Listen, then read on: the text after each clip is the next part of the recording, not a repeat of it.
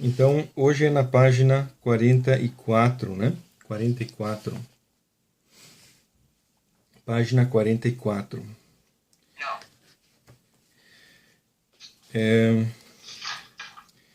E o título onde que nós vamos começar hoje é crianças, né? Quer dizer, Kinder, filhos.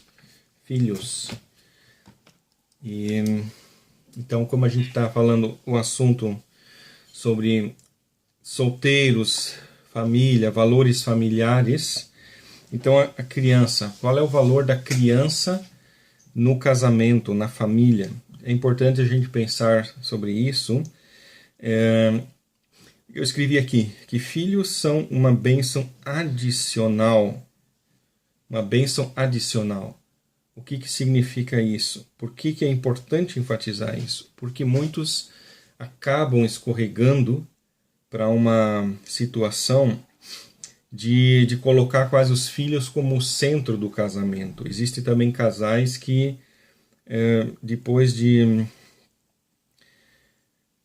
que os filhos vão embora, né, que os filhos crescerem e vão embora, eles se separam, porque no correr do tempo acabou que os filhos se tornaram assim meio que o centro do casamento, o centro do motivo do casal existir, o foco das atenções. Quer dizer, eu trabalhei numa empresa aqui em Marla, quando a gente veio para cá, trabalhei numa empresa há alguns meses, e uma empresa de transportes de valores. Então eu dirigia carro forte, estava lá com o revólver na cintura, e então era sempre dois, né? Um que dirigia e o outro que buscava os pacotes com o dinheiro. E aí um dos meus colegas, ele vivia falando, né, da filha. Que ele tinha essa filha, né, quer dizer, há poucos meses de idade, ou talvez um ano de idade. Então vivia falando, a minha filha fez isso, minha filha fez aquilo, minha filha vai ter aniversário, a minha filha foi batizada. Então ela deve ser mais nova, porque se ela foi batizada, então os luteranos geralmente batizam assim logo depois que nasce e tal. Então, enfim, ela é bem novinha e tal, e vivia falando daquela filha dele, né? E aí até chegar um ponto que ele falou assim que ele quase que idolatrava aquela filha. Eu amo tanto essa minha filha, eu sou capaz de fazer tudo por ela, né? Quer dizer, é um exemplo de como um homem coloca, vamos dizer, quase todo o foco do casamento em cima de um filho, né? Geralmente são as mulheres, tendencialmente as mulheres que acabam fazendo isso, de focalizar muito em cima dos filhos, de enxergar o sentido da vida delas nos filhos, que é em parte normal de gente que isso aconteça, porque claro, elas carregam a criança 9 meses dentro da barriga, mas também homens acabam fazendo isso. Até, vamos dizer assim, que as pessoas sem Jesus aqui na Alemanha fazem muito isso, quer dizer, casam só porque a mulher ficou grávida, ou alguma coisa assim, né? Ou quando começa a ficar um pouquinho mais velhos, pensam, agora está na hora de ter uma família, daí casam, exatamente já pensando nisso, fazer uma família, fazer filhos, né? Então aí o cônjuge acaba sendo quase só um meio para um fim. O fim é os filhos, né? O meio é um cônjuge. Mas isso é totalmente errado. Do ponto de vista cristão, isso é errado. Quer dizer, o casamento, a pessoa mais importante no casamento é o cônjuge, não os filhos. Por quê? Porque os filhos vão embora, mas o cônjuge fica, né? O cônjuge fica. Quer dizer, o sentido do casamento é o cônjuge, não os filhos. Por isso é importante enfatizar isso, que os filhos eles são uma bênção adicional. Uma bênção adicional. Por quê? Porque se um casal não tem filhos, e aí? O que vai acontecer? Será que eles são um casal amaldiçoado? Ou será que eles são um casal infeliz? Né? Não. Também um casamento sem filhos pode ser um casamento feliz. Né? Apesar de que tem gente que inverte isso, que na Alemanha acontece também. Muitos casais não querem ter filhos, porque acham que crianças incomodam, dão trabalho, e eles querem ficar passeando pelo mundo inteiro, então crianças seriam um estorvo, né? É outro extremo, mesmo problema, né? Também é errado. Filhos são importantes, é bom a gente ter filhos, Mas aqui eu quero enfatizar isso, eles não são o centro, eles não são o objetivo, não é o motivo por a gente estar casado. E também não é bom para a psicologia das crianças quando os pais idolatram os filhos, quando os pais enchem eles de presentes e babam em cima deles, né, o tempo inteiro, elogiam e fazem deles lá colocam eles num pedestal, né? Isso não é bom para a psicologia de uma criança. O bom uma criança é crescer normalmente, com os problemas, as dificuldades. Claro, uma criança precisa de elogios, mas uma criança precisa também de, enfim, uma vida normal, quer dizer, né, também ser, vamos dizer assim, ser também criticado ou uma coisa assim, ter um equilíbrio para que ela cresça saudável, psicologicamente saudável.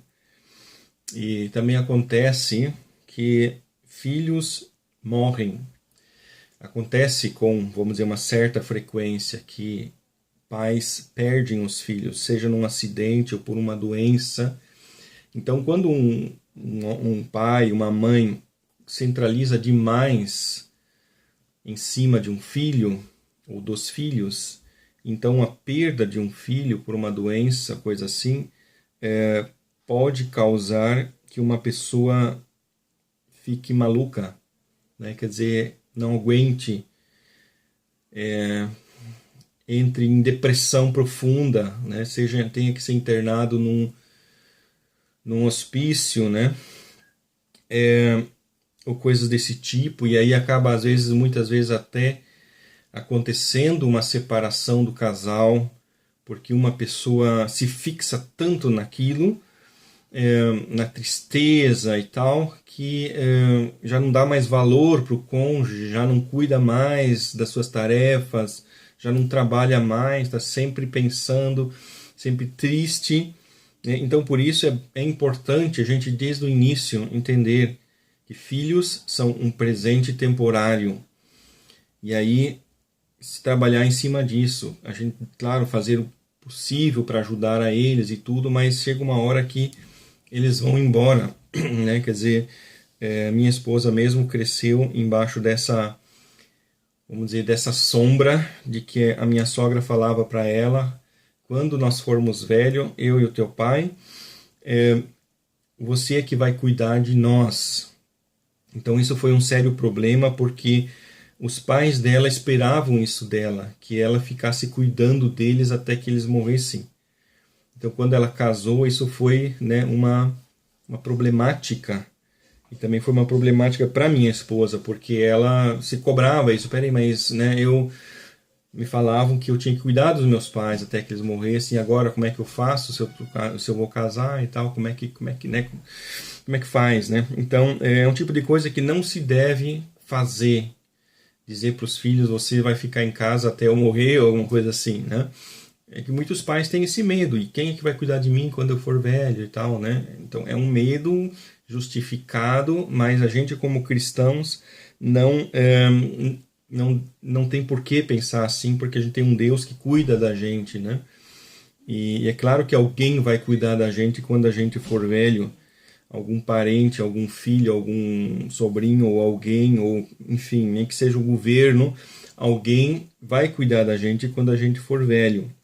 Então, até olhando no caso dos meus sogros, por exemplo, né, quando a minha sogra ficou doente, quando estava velha, então conseguiram lá uma clínica para colocar ela, e os filhos juntaram dinheiro para pagar a mensalidade daquela clínica.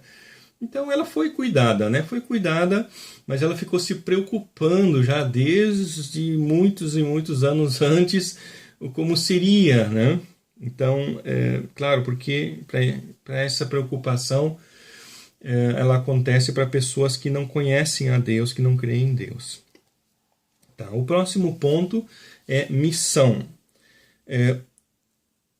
Os cônjuges, eles formam um time, entre aspas, um time. Ou seja, a gente tinha falado sobre isso.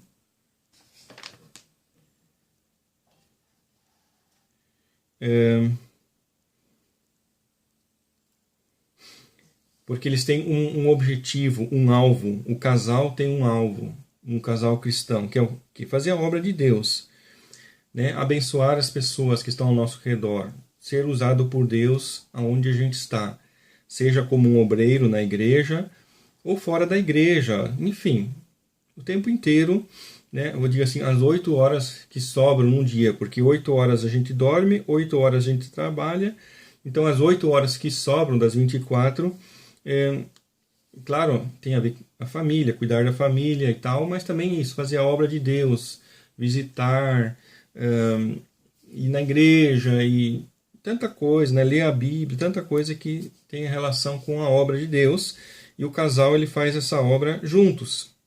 E sabendo disso, quando uma pessoa quer escolher alguém para casar, então se faria uma pergunta: qual é a pessoa mais adequada para se casar? Então muitos iam dizer, a mais bonita, né? Qual é a mulher mais certa para mim casar? A mais bonita. Mas essa não é uma resposta que se encaixa com a pergunta, porque a pessoa mais adequada para a gente casar é aquela que vai fazer o trabalho junto com a gente, que vai se encaixar nesse trabalho, nessa tarefa de ser um servo de Deus, de ser uma bênção nesse mundo, de levar a palavra, né? Enfim, de fazer alguma coisa na igreja, de pregar dentro e fora da igreja, etc. Quer dizer, aquela pessoa que sintoniza com a gente para fazer esse trabalho, né? Ou seja, a pessoa que tem a capacidade, Fähigkeiten, quer dizer, os dons, os talentos para fazer esse trabalho. E por isso também que pessoas não crentes, de jeito nenhum, servem como cônjuges, né? Servem como possíveis cônjuges para um crente, por causa de 2 Coríntios 6,14. 2 Coríntios 6,14, né? Famoso versículo. Eu vou abrir ele aqui. Que diz assim: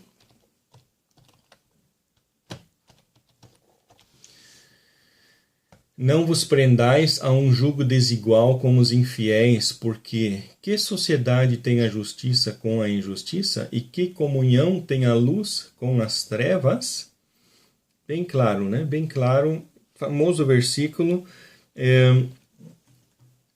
que usa essa palavra jugo. Jugo, para gente que cresceu no interior, a gente sabe o que é, que no sul chama canga. Canga, que é aquele instrumento, né, que faz com que 2 bois ou talvez 2 cavalos possam puxar uma carroça, uma carruagem, ou também para lavrar a terra, um arado, né? E a gente sabe que 2 bois têm bem mais que o dobro de força do que 1. 2 cavalos conseguem puxar uma carroça mais que o dobro pesada do que 1 cavalo sozinho consegue puxar. Porque isso dá uma sinergia. Mas o que não tem como fazer, o que é ilógico, é de pegar um cavalo e um boi embaixo da mesma canga. Não iria funcionar de jeito nenhum. Porque simplesmente a psicologia de um cavalo é diferente do que a psicologia de um boi, né? Quer dizer, falando no sentido figurado, mas é totalmente lógico que o boi ele tem um ritmo, ele tem uma maneira totalmente diferente. Então 2 cavalos funciona, 2 bois funciona, mas um cavalo e um boi não funciona. Então por isso que um jugo desigual significa isso, né? Uma canga onde que tem lá um boi e um cavalo, ou enfim, um jumento e um cavalo, um jumento e um boi. Enfim, 2 coisas diferentes, não funciona. É a mesma coisa um casal onde que um é crente e o outro não é crente. É bem difícil. Quer dizer, claro, essa situação pode acontecer quando um casal onde que os 2 não são crentes, um deles se converte.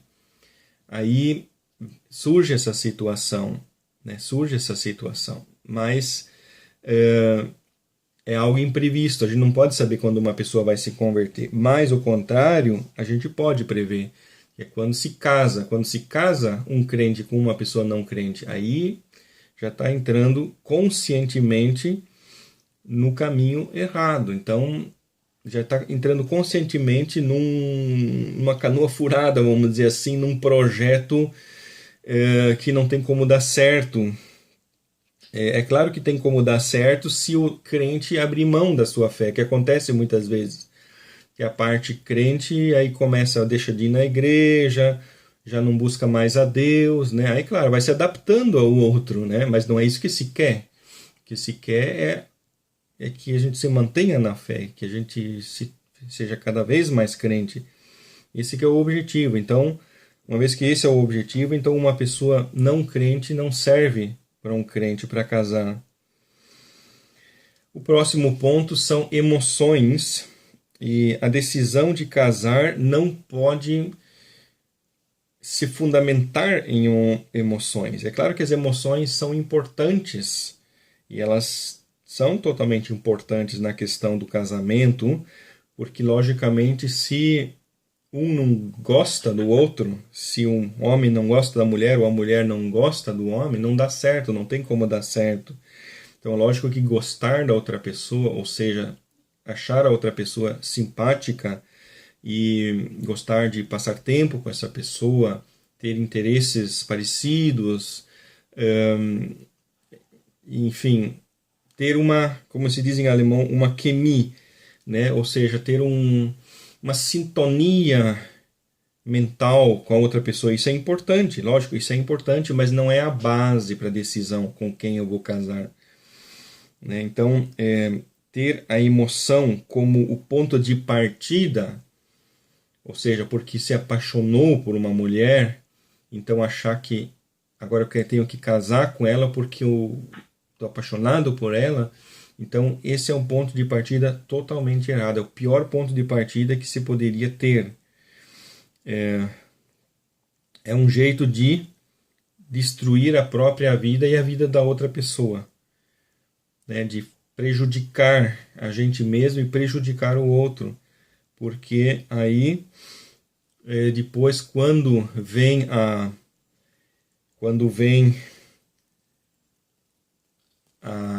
a pessoa acorda, quando você está apaixonado, a outra pessoa ela é linda, ela é maravilhosa, ela é bonita, ela é simpática, ela é interessante, é tudo. Mas aí vem a realidade, vem o choque com a realidade, que aquela pessoa, na verdade, tem pontos negativos, ela também é chata, ela também é nervosa, ela também tem seus dias ruins, ela tem muitas ideias próprias, diferentes, talvez é temperamental, talvez ela é depressiva, etc. Aí vem a realidade. E essa realidade, ela vai ser insuportável quando a base desse relacionamento foi a emoção. Agora, quando a base é o Espírito Santo, então a gente tem a força para superar essas dificuldades, para através dessas dificuldades demonstrar o amor, porque quando o cônjuge está depressivo, vamos dizer assim, então quando a base é a emoção, então nesse momento a emoção vai embora, aí o motivo de estar juntos vai embora, mas quando a base é o amor, ou seja, o amor que é uma decisão de estar ao lado dessa pessoa, de estar ali para apoiar aquela pessoa. Então, nesse caso, isso até ajuda um pouco a firmar o relacionamento, porque aí um vai e tenta ajudar o outro naquele momento, né? É claro que a pessoa não pode também ser tão egoísta e ficar sempre depressiva, que vai chegar um momento em que um deles não vai aguentar, que o outro não vai aguentar e dizer: eu não aguento ficar 3 anos sem parar do lado de uma pessoa depressiva. Também não dá, né? Então, vamos dizer assim, claro, a gente ajuda a outra pessoa, se esforça com o objetivo de que a pessoa saia disso, né? E o que acontece normalmente, que existem momentos que se está triste, quando se perde um parente que morreu. Minha esposa, digamos, perdeu o pai dela, faleceu. Então eu vou lá e consolo ela e tal, um abraço e tudo isso, né? Aí depois, uns dias, ela tá alegre de novo, né? Já conseguiu superar aquilo, né? É um exemplo. Como é que a gente está para apoiar a outra pessoa. Então, a emoção não pode ser a base do relacionamento. O outro título, Glück. Glück significa felicidade. O pastor Yuxch sempre fazia uma perguntinha daquelas, né, para pegar, uma pegadinha, que dizia assim: você está casando para ser feliz? Aí a pessoa respondia, né, geralmente, sim, é claro, né? Aí ele respondia, então não faça isso, não case, né?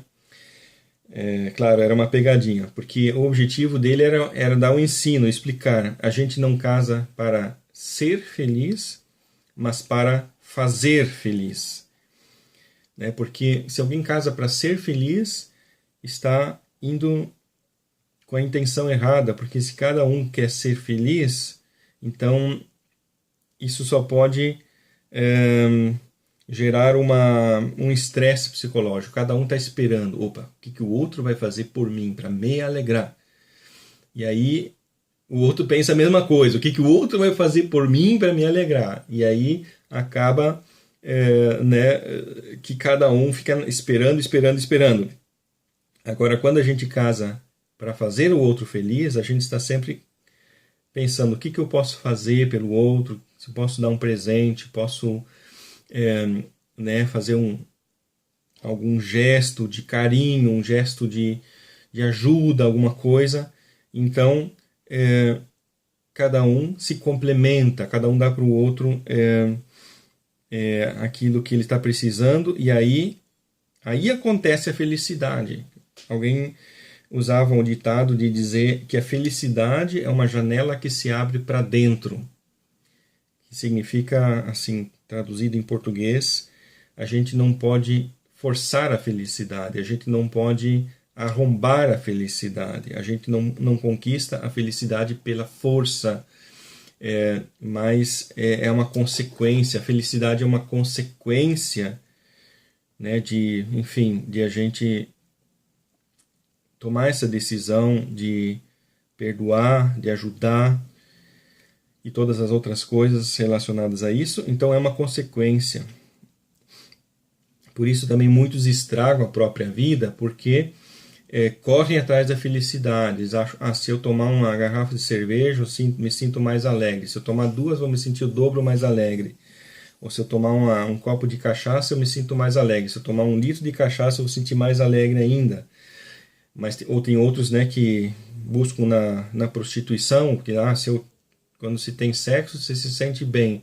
Então, se estiver bem bastante, então eu vou sentir melhor ainda, vamos dizer assim. Tudo ilusões, tudo mentiras. Ou as drogas. Se eu uso maconha, eu me sinto bem. Então, se usar cocaína, eu vou me sentir muito melhor. E se usar heroína, então eu vou me sentir o máximo, né? Então, são tudo pensamentos errados. Buscar a felicidade de modo direto destrói a vida da gente. A felicidade, ela sempre é um prêmio. Ela é sempre né? É um prêmio por algo que a gente fez. É um produto daquilo que a gente faz. E nunca a coisa em si mesmo. A satisfação de um trabalho realizado. A gente vai, trabalha, trabalha, trabalha. E no final olha, puxa, o que eu consegui fazer, consegui construir isso, eu consegui fazer aquilo, a gente fica feliz. Né? Então é um prêmio por algo que a gente faz. É a mesma coisa no casamento, a gente dá um presente, a gente ajuda e depois, quando vê um sorriso no rosto da outra pessoa, a gente se sente feliz. Então a felicidade é sempre isso, é um prêmio daquilo que a gente fez de bom. Né? Aqui tem um parágrafo que diz assim: a ideia de que a gente precisa de alguém que nos dá o que nos falta é errada. Quem pensa desse jeito e casa, esse casamento não tem muita chance de dar certo. Porque quando uma pessoa casa pensando, eu vou casar para obter alguma coisa, para que a outra pessoa me faça feliz ou me dê alguma coisa que me falta. Então essa ideia é bem errada, porque é a ideia de pessoas que estão sentindo falta de alguma coisa, estão psicologicamente carentes, estão psicologicamente fracas, e elas acham que uma outra pessoa vai dar para elas a força psicológica que elas não têm. Mas isso só pode resultar no quê? Né? Quando dois sócios abrem uma empresa e cada sócio pensa, eu vou participar dessa empresa porque eu sei que o outro tem bastante capital. Eu só vou entrar com a minha mão de obra. O outro vai entrar com o capital. Mas o outro pensa a mesma coisa da gente. Ele acha, o outro é rico e eu vou entrar só com a mão de obra. E não vou entrar com capital. Aí essa empresa não pode dar certo. Essa empresa só pode ir à falência. Né? Porque numa empresa, para ela dar certo, os sócios, cada um tem que entrar com capital. É a mesma coisa o casamento. Para o casamento dar certo, cada cônjuge ele tem suas tarefas a serem cumpridas, ele tem aquilo que se espera dele. Então, para isso, ele precisa ter forças, ele precisa ter, né, claro, não estou falando de dinheiro aqui, mas estou falando no sentido psicológico, ou seja, ter alegria no seu coração, ter força psicológica, porque o casamento vai sugar essas forças. O casamento, principalmente no início, é complicado, é um trabalho complicado. Se ajustar com a outra pessoa, se adequar, achar um jeito de conviver com a outra pessoa dia a dia.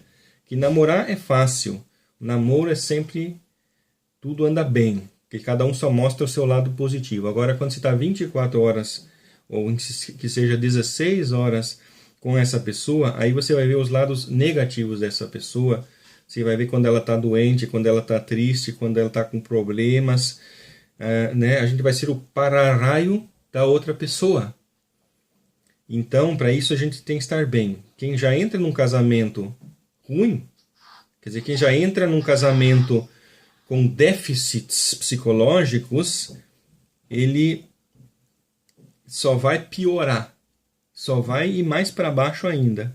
Né? Então, por isso é importante, quando se casa, estar bem, porque os problemas vão vir. E aí vai dar uma baixada, vamos dizer assim, no início, né? Até o casal se acertar, até encontrar uma sintonia, e aí, claro, aí tende depois a melhorar, a avançar, daí, né, aí a força de um vai ajudando o outro. Então, só tô falando isso para alertar pessoas que vivem com essas palavras. Eu estou me sentindo tão triste, eu estou procurando alguém para casar, para daí ser feliz. Né? Já escutei alguns homens falar isso. Né? Aí tenho vontade de pegar um martelo e enfiar umas coisas na cabeça dele. Né? Vamos dizer assim.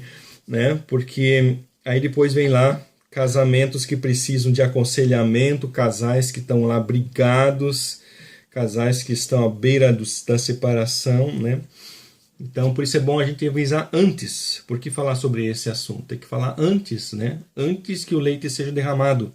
Nós não precisamos esperar que o leite seja derramado para depois buscar uma solução. É importante falar antes, para que nem cheguem nesse ponto. Né? E o outro título é Com quem? Com quem se deve casar?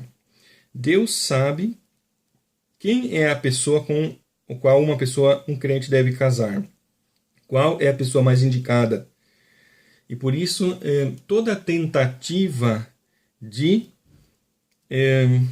tentar descobrir isso por si mesmo não é de Deus, não vem de Deus. Quando pessoas dizem, eu quero casar e vou dar um jeito de achar alguma pessoa. Né? Por exemplo, sites de relacionamento na internet. Eu não sou contra sites de relacionamento, mas eu sou, vamos dizer assim, em 99% dos casos eu sou contra. Por quê? E é o 1% que sobra. O 1% que sobra é quando Deus diz para uma pessoa, vá num site de relacionamento que eu vou te mostrar lá a pessoa. Ok, pode acontecer um caso assim.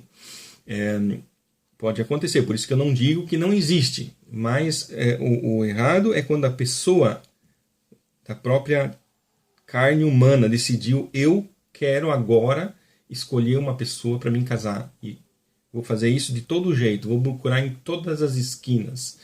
Eu vou procurar em todas as, né, em todos os lugares onde existe uma pessoa. A primeira pessoa que passar na minha frente que sorrir para mim vai ser essa. Esse vai ser o meu alvo, como diz o alemão, Opfer, né? A minha vítima vai ser a minha vítima, né?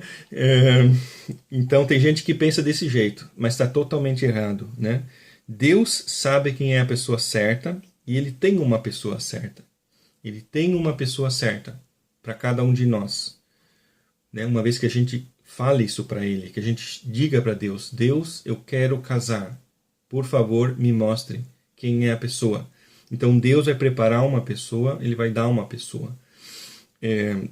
A gente não é obrigado, como a gente falou na outra vez, a gente não é obrigado a casar, mas se a gente quer casar, a gente fala para Deus: Deus, eu gostaria de casar, por favor, me mostre quem é a pessoa. Então Deus vai mostrar, Deus vai revelar, como Ele sempre trabalha, como Deus sempre mostra as coisas para a gente que a gente quer saber, né? Só que não é de um dia para o outro, não é, né, na hora que a gente determina, na hora que Deus mostra, mas Ele conhece o coração da gente, Ele sabe se a gente está precisando disso com urgência ou não, e se a gente, überhaupt, quer dizer, se a gente precisa casar, né, ou não.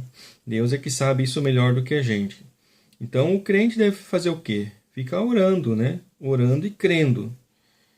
E Deus é o que tem o maior interesse em que a gente tenha um bom casamento. E por que isso é assim? Porque o casamento, ele reflete Deus para dentro do mundo. O casamento é um símbolo de Deus, um símbolo do nosso relacionamento com Deus. Por que se fala que Jesus vai voltar para buscar a igreja? Em outros textos fala: Jesus vai voltar para buscar a sua noiva. A igreja é a noiva de Cristo. Por quê? Porque o casamento ele é usado na Bíblia constantemente como um modelo do relacionamento de Deus com as pessoas. E por isso também o adultério é tão terrível, porque ele é um símbolo da idolatria. Um símbolo. Logicamente o adultério não é idolatria, mas ele é um símbolo da idolatria. Então é por isso que são tão terríveis as coisas. E um casamento cristão é um símbolo de uma igreja abençoada, etc. Então, por isso Deus é o que está mais interessado em que a gente tenha um bom casamento, porque aí as pessoas vão ver: puxa, mas que casal abençoado. E com isso eles veem Deus na nossa vida. Então Deus tem o maior interesse que o casamento da gente seja abençoado, que seja com a pessoa certa. E por isso Deus trabalha para encontrar a pessoa certa para a gente. A gente não deve duvidar disso, porque isso é verdade. Agora coloquei aqui no final da página 45 uma palavra um pouco irônica, que está escrito assim: cada um encontra o que procura. Porque, claro que se eu perdi uma chave, vamos dizer assim, eu só posso encontrar essa chave. Se eu estou procurando alguma coisa, né, normalmente eu estou procurando alguma coisa e, digamos, minha esposa chega e pergunta: Rolf, o que você está procurando? Então seria ilógico eu dizer: eu não sei o que estou procurando alguma coisa, eu não sei o que eu vou encontrar. Né? Então é ilógico. Né? Então a gente tem que saber o que procura para saber o que vai achar. Só que muitos não sabem o que procuram e por isso também não sabem o que vão encontrar no caso de um casamento. Como eu citei antes o exemplo, né? daquele, digamos, aquele homem que diz assim: a primeira mulher que sorri para mim aí na rua é essa que vai ser a minha vítima. Essa que eu vou, digamos assim, caçar. Vou correr atrás até que ela, né, case comigo. É um exemplo que muitos estão fazendo. Quer dizer, eles não sabem o que estão procurando e por isso também encontram o que não sabem, o que encontra a pessoa errada. Então, quais são os dois tipos principais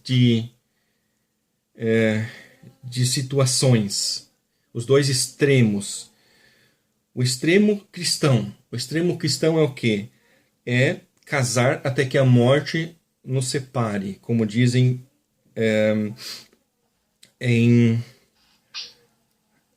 eu esqueci como é que é em português, prédiga. Prédiga é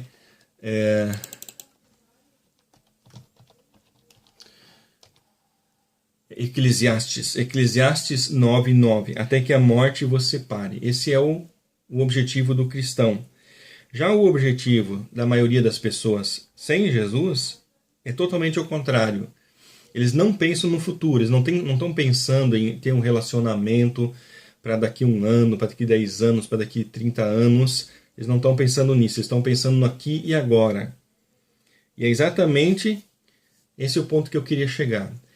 Quem procura algo para aqui e agora não vai encontrar algo para daqui 50 anos. Quer dizer, quem só está buscando algo imediato, então ele vai encontrar algo imediato, mas não vai encontrar algo permanente. Então esse que é muito o problema. Muitos estão procurando algo imediato e no fundo estão ansiando ou sonhando que vão encontrar algo permanente. Eles sonham em encontrar um príncipe encantado, vamos dizer assim, mas se jogam em cima do primeiro que passa sentado em cima de uma mula. Entende?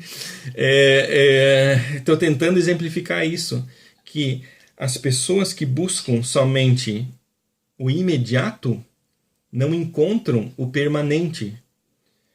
Então, por isso, a busca pela pessoa certa tem que ser marcada por muita paciência, por muita oração. O que, digamos assim, um homem cristão, ele quer uma esposa santa, uma esposa que seja só dele, que seja sua esposa fiel, até que a morte o separe e nunca traia ele. E aí, o que muitos fazem, muitos que nem são crentes, que se acham cristãos, mas nem são crentes de verdade, vão lá e agarram a primeira moça que passa na frente deles e tentam levar eles ela para a cama. E aí depois, eu vou casar contigo para você ser minha esposa fiel até que a morte vos separe.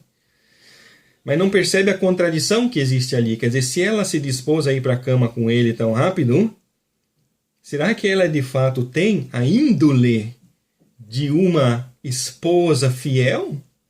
Para ser uma esposa fiel até que a morte vos separe? Só isso, só o fato de que ela aceitou ir para a cama com ele rápido, já prova que ela não tem a capacidade de ser uma esposa fiel até que a morte vos separe. Ela não tem o que é necessário, enfim, o coração fiel. No coração, ela é infiel. Ela se dispõe a se prostituir. Então, como é que o cara vai achar que essa pessoa vai se transformar, vai acontecer ali algo miraculoso, que essa mulher que se jogou com ele na cama, logo vai ser uma esposa fiel, até que a morte vos separe, nunca vai olhar para outro homem, Então você vê como que as coisas são contraditórias, Então, por isso que eu escrevi ali, cada um encontra o que ele procura. Então, se um homem diz, eu estou procurando uma mulher para ser minha esposa, para ser fiel a mim, até que a morte vos separe. Então, automaticamente, ele próprio vai ter que ter uma outra atitude. Ele próprio vai ter que mudar o seu jeito de namorar. O seu jeito de abordar uma mulher. Quer dizer, se um homem aborda uma mulher logo dando a entender que está querendo levar ela para a cama, e se essa mulher é, de fato, uma mulher santa, virgem, ela já vai pensar, pô, se esse cara já está querendo me levar para a cama, com esse é que eu não vou casar mesmo, porque logo, logo, depois que a gente casar, ele já vai estar correndo atrás de alguma outra. Né? Então, a gente encontrar a pessoa certa tem muito a ver com o jeito da gente mesmo. O que a gente tem no coração. O modo de a gente tratar uma mulher vai nos ajudar também a encontrar uma mulher que seja do mesmo jeito que a gente, que pense da mesma maneira que a gente. E por isso a gente também tem que pensar da mesma maneira. Se um homem quer uma mulher para ser fiel a ele até que a morte o separe, mas ele pensa, eu quero uma mulher que seja fiel para mim, mas eu não vou pensar duas vezes se aparecer a chance de eu pegar uma outra. Né? Que coerência é essa? Desse jeito não dá.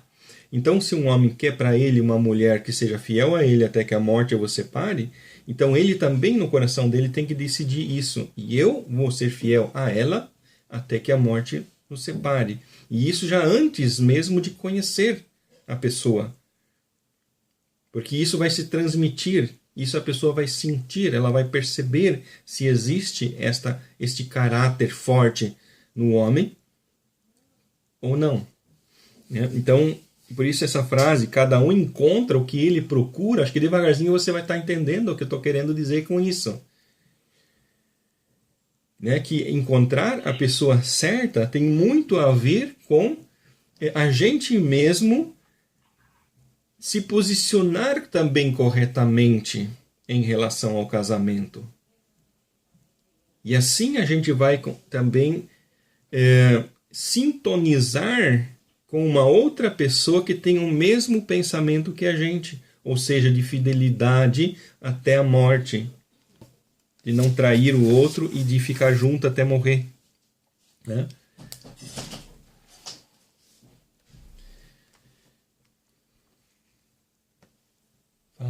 Daqui 20 minutos temos que descer. Tá. Minha esposa está aqui me avisando que daqui 20 minutos nós temos que descer, então vamos, nesses 20 minutos, terminar. Já estamos na página 46. Vamos para a página 46. Então, ali em cima da página 46 eu expliquei isso, né? A quem só procura algo imediato vai encontrar isto, algo imediato. E por isso a gente entende o mandamento bíblico de que um membro do corpo de Cristo, ou seja, um membro da igreja de Cristo, né, que seja o do povo de Deus, tanto homem como mulher, ele deve casar virgem.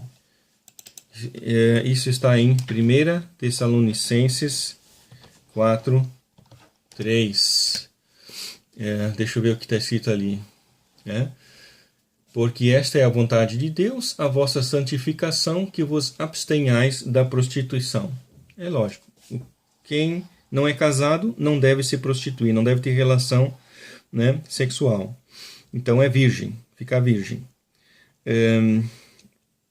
Por quê? Porque essa virgindade, ela fortalece a confiança entre os cônjuges. Ou seja, quando um homem casa e a mulher é virgem, é lógico que ele vai tender muito menos a desconfiar da esposa. Será que ela está me traindo? Será que não está me traindo? Né? E vice-versa. Muitos acham, mas o homem não tem ímã. Como é que a mulher pode saber se o homem é virgem ou não? Claro que a mulher pode saber se o homem é virgem ou não, porque virgindade é muito mais uma coisa da cabeça, da alma, do que uma coisa do corpo. A mesma coisa a mulher. Hoje em dia existe operação para reconstrução do ímen. Né? Então, o que não significa que o coração da pessoa muda. Quando uma mulher já teve relação lá com vários homens diferentes e depois foi lá e fez a cirurgia para reconstruir o ímen, mas o coração dela, ou seja, a safadeza dela não vai mudar. A sem-vergonhice não vai mudar. Ela vai continuar sendo uma mulher sem vergonha, safada. Né? E o marido, se ele é esperto, se ele anda com os olhos abertos, ele vai perceber isso. E a mesma coisa se refere ao homem também. Se o homem é um sem vergonha, um safado, a mulher que é inteligente e tem os olhos abertos, ela percebe isso. É lógico, não precisa de ímã, é só ter a antena. E as mulheres, elas sempre têm a antena bem maior do que o homem. Né, Beth? Minha esposa está aqui do meu lado. Então eu tenho que cuidar o que falo, né? Tá certo. O próximo título está aqui, Valores Familiares. O casamento e a família são o que restou do paraíso. O resto do paraíso, a sobra do paraíso não é bem a palavra certa. É o cantinho do paraíso que ficou.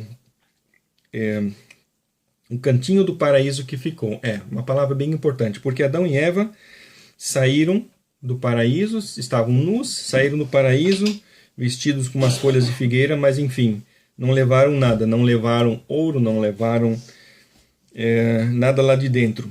Mas o que eles levaram, o relacionamento deles, o casamento deles, isso eles levaram. E talvez levaram algum filho, porque Deus, quando casou eles, falou, sejam fecundos, multiplicai-vos. Então, eu não vejo assim um motivo para dizer que Adão e Eva não tinham filhos já no paraíso. Eu não sei. Enfim, não tenho certeza de dizer nem sim, nem não. Mas quando eles foram expulsos, foram só os dois expulsos. Mas o que eu estou querendo aqui dizer é que o casamento e a família pode ser um cantinho do paraíso. Ou seja, Deus pode derramar muita bênção sobre a família e na família e no casamento, pode abençoar o mundo pelo casamento. E também é por isso que o inimigo tenta destruir tanto os casamentos e as famílias, para evitar essa bênção. Quer dizer, um casamento é um cantinho do paraíso, quer dizer, Adão e Eva no paraíso estavam nus e não se envergonhavam. E num casamento cristão, acontece essa situação, ou seja, não falando aqui da nudez física, mas no sentido assim de haver essa abertura, essa confiança, de a gente poder viver sem ter segredos entre si, sem viver uma vida dupla, né? Ou seja, a gente tem que estar com essa pessoa totalmente unido, sem medos, sem reservar, sem reservas e assim por diante. Então, por isso que o inimigo tenta destruir a ideia do casamento, falar que casamento não é bom e tal. Claro, lá fora, no mundo, né, casamento é lugar de muita coisa ruim, muita violência, muita maldição, muitas palavras ruins, traição. Então, o inimigo tenta falar para as pessoas, para que casar, né, e tal, né? Só que nós sabemos para que casar, para a gente ter isto, o cantinho do paraíso. Por isso é que nós, cristãos, temos também o dever de defender a família e o casamento como um modelo. Nós temos o dever de defender. Então, toda vez que a gente tiver a oportunidade de falar sobre o casamento, quando pessoas estão falando sobre o casamento, nós temos que falar algo positivo. Acontece com frequência de pessoas sem Jesus debocharem do casamento, rirem, fazerem piadas. Então, a gente tem o dever de chegar e dizer, olha, se vocês acham que o casamento é ruim, eu entendo, mas o casamento é algo bom, é algo abençoado por Deus, é algo criado por Deus e é algo bom. Então, eu criei aqui uma tabela com os métodos de Deus, ou seja, os valores de Deus que são repassados na família, o que são refletidos na família. A família reflete Deus, como eu te falei antes, a família reflete Deus, e assim a família diabólica reflete o diabo. Por isso, enfim, não só a família dos não crentes, mas também a ação de destruição da família que é feita lá fora, nos meios de comunicação que denigrem, ridicularizam a família. Então, o que são os valores familiares? do lado direito da tabela, fidelidade. O diabo tenta destruir a família com o quê? Com adultério. Qual é um valor familiar? O próximo, respeito. O que faz o diabo? Perversão. Isso aqui é uma palavra bem importante, né? Porque aí no mundo existem muitas perversões também nos casamentos, muitas perversões, ou seja, muita coisa no relacionamento íntimo do casal que é diabólico. Mas no casamento cristão, também nas partes no que se refere ao relacionamento íntimo, tem que haver o respeito, que a mulher do crente não é prostituta. Então, isso tem que se entender.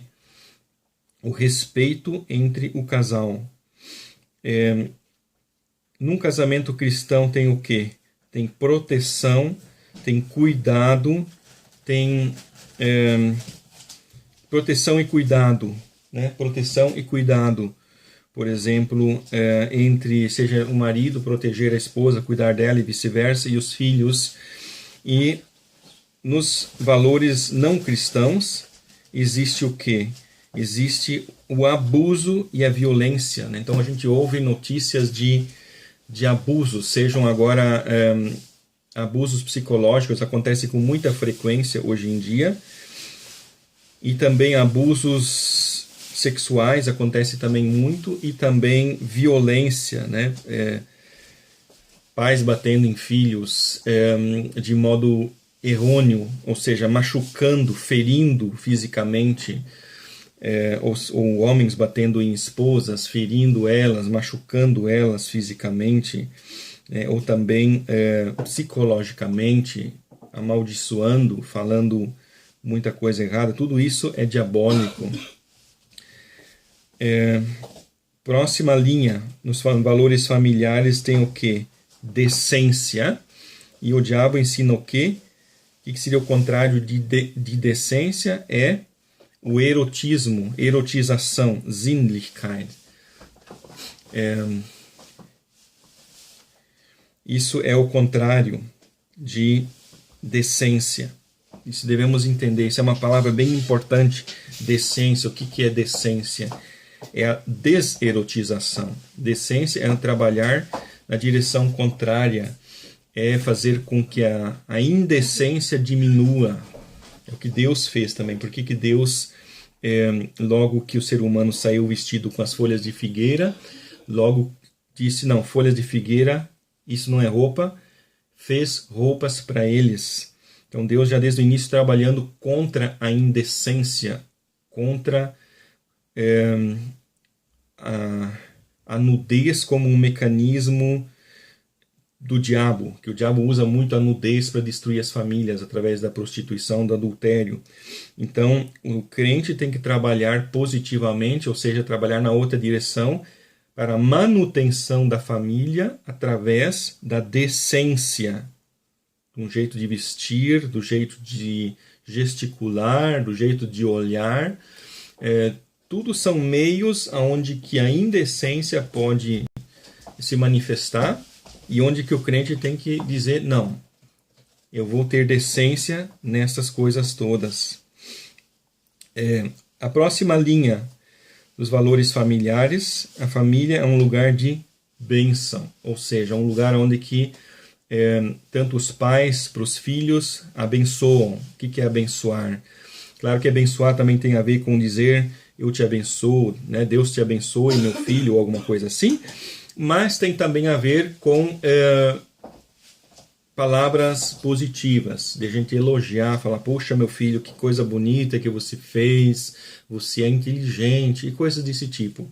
Abençoar, ou seja, incentivar.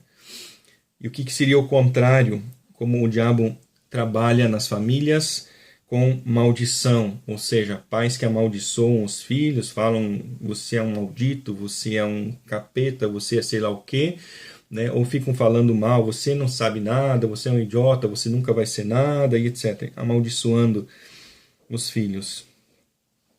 A próxima linha dos valores familiares, a fé. Família é um lugar onde que a fé é estimulada. E,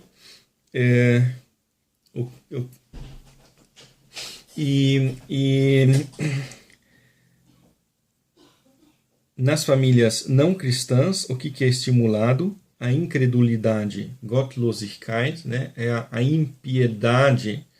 Impiedade, quer dizer, a palavra impiedade no português está associada tanto à falta de fé, como também, assim, pessoas que fazem coisas erradas, pecados e coisas assim. Então, aí a gente vê como o modelo de Deus, ele é grande, oferece muitas coisas fazem parte dessa lista, e o modelo do diabo combate tudo isso. Tudo é combatido pelo diabo, como que uma família cristã tem que ser. Na próxima linha, aprender o temor a Deus, a santidade e bons costumes. Isso é um lugar na família onde acontece isso. E nas famílias sem Jesus acontece o contrário. As pessoas aprendem a rejeitar a Deus, aprendem a pecar e aprendem a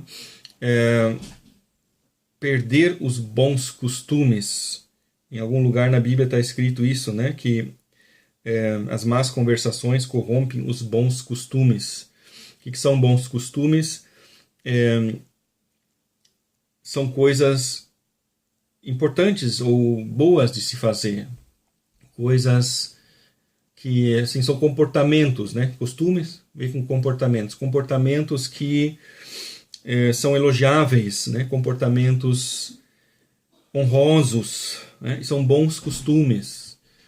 Jeitos de ser, coisas que a gente faz que são honrosos, e mesmo que não fazer essas coisas não seja pecado, mas a Bíblia incentiva a gente ter os bons costumes, ou seja, procurar agir de maneira mais honrosa, mais decente, e assim por diante. Nos valores familiares tem o quê? Servir a Deus. É um lugar de aprender a servir a Deus.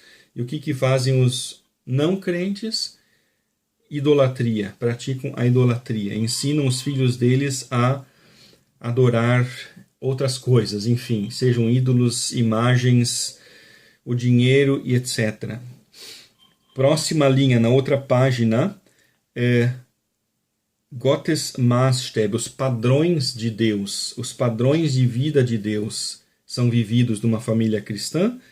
Numa família sem Jesus, não existem padrões. Talvez existam alguns padrões, mas muitos já nem sabem mais o que são padrões.